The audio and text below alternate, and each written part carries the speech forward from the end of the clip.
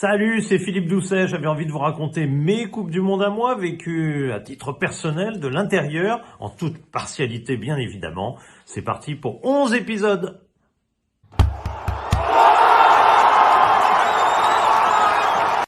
Et voilà l'épisode 6, France 98, à tout seigneur, tout honneur. Évidemment un épisode très particulier parce que c'est la première victoire de l'équipe de France en Coupe du Monde. Donc évidemment, il y a une émotion très particulière, beaucoup plus forte que ce qu'on a vécu en 2018.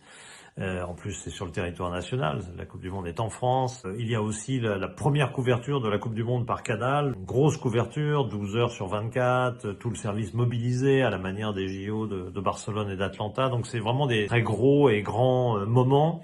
Est-ce que c'est pour autant la phase finale de Coupe du Monde que j'ai préférée? Non. Pour deux raisons assez simples. La première, c'est que ça manque d'exotisme.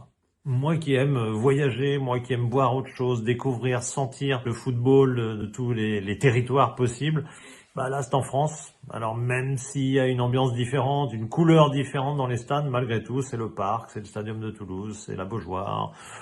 Bon, c'est moins exotique et ça me passionne moins que les autres Coupes du Monde qui sont l'occasion de découvrir d'autres choses, tout simplement.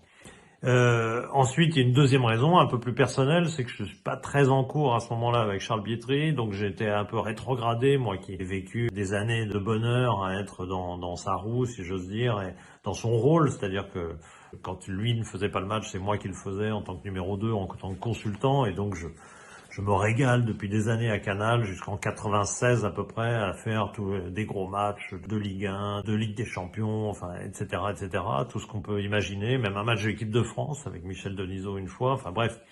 Là, je suis beaucoup moins en cours, je ne fais plus de matchs depuis quelques temps, je fais plus des jours de foot ou autres, et pour la Coupe du Monde, je ne ferai pas de match, sauf un, je le raconterai en dernier. Et donc, je fais plutôt les loges.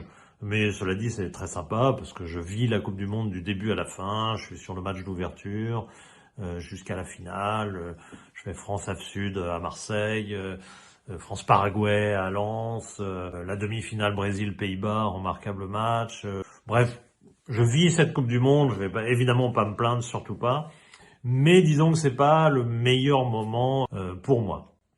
Mais il y a quand même quelques anecdotes très personnelles sur cette Coupe du Monde qu'il faut raconter. La première, je reviens 3 mois en arrière, conférence de presse, et je suis chargé, ce qui est tout à fait logique, puisque je fais la Liga depuis maintenant peut-être 6 ou 7 ans, 7 ou 8 ans peut-être même, et notamment autour d'un personnage central qui m'a fait évoluer dans ma vision du foot, qui s'appelle Johan Cruyff. Je suis chargé d'accueillir Johan Cruyff pour cette conférence de presse, parce qu'il sera notre consultant le plus prestigieux de notre équipe pour la Coupe du Monde. Évidemment, c'est un bonheur. J'accueille Johan Cruyff, je l'amène à Charles Bietri, etc. Puis après, je discute avec lui. Je discute avec lui et ses amis, ses agents ou autres. Et tout d'un coup, on se retourne, il n'y a plus personne. Tout le monde est parti à la conférence. Et je me retrouve dans la situation d'être obligé de l'emmener dans ma polo rouge. Pas très très classe. Alors on hardit d'emmener Cruyff. Et dès qu'il y a un premier bouchon, je prends un sens interdit, n'importe quoi. Mais en tout cas, pour l'anecdote, évidemment, c'est un moment fort. Autre moment fort, je suis chargé, avant la Coupe du Monde, d'une étude, d'un documentaire. C'est pas un documentaire, c'est des épisodes différents, qui sont tout simplement les épisodes marquant les évolutions tactiques à travers la Coupe du Monde. Donc WM, au 4-2-4, puis 4-3-3, puis 4-4-2, puis 5-3-2, 3-5-2, etc., etc.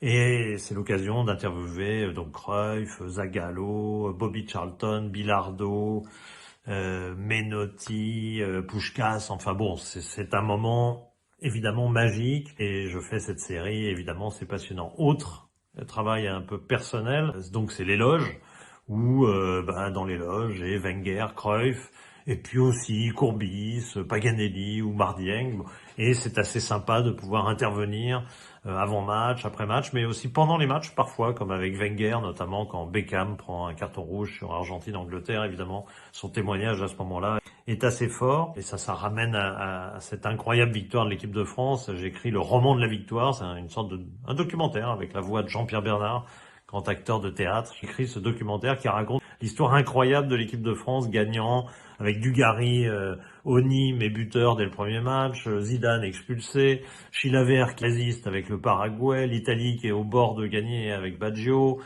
Thuram qui met 2 buts invraisemblables en demi-finale, il n'en a jamais mis, Zidane qui avait jamais mis des buts de la tête, il en met 2 en finale. Bref, ce scénario, c'est le roman de la victoire, c'est un doc que j'ai écrit, ça c'est 6 mois plus tard. Et puis pour terminer, il y a le petit cadeau de Charles Bietri quand même, malgré tout. Le jour de la finale, enfin la veille peut-être, il dit à moi et Denis Balbir que on va commenter la finale en 16/9. Alors je pense qu'il y a 3 ministres qui ont dû regarder le match sur cet écran difforme pour l'époque, format qui n'existait pas à l'époque, mais j'ai commenté la finale de la Coupe du Monde. Voilà, quand même. Pas mal quand même.